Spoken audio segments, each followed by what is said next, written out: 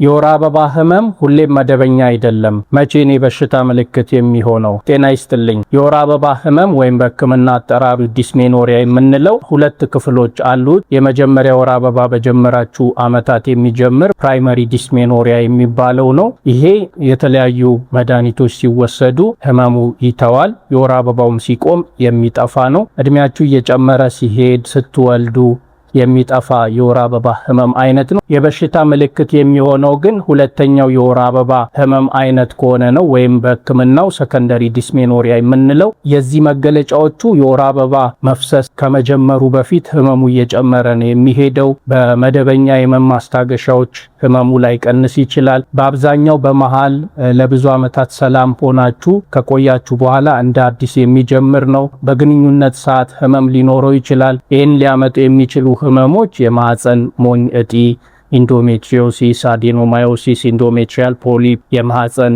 ኢንፌክሽን ሊሆን ይችላል። ስለዚህ እንደዚህ አይነት ምልክቶች ካሉ መደበኛ የወር አበባ ህመም ላይሆን ይችላል። ሄዳችሁ መታየት ያስፈልጋል። በወር አበባ ህመም ዙሪያ ሰፊ ግንዛቤ ለማግኘት ከፈለጋችሁ የሰራሁት ቪዲዮ አለ።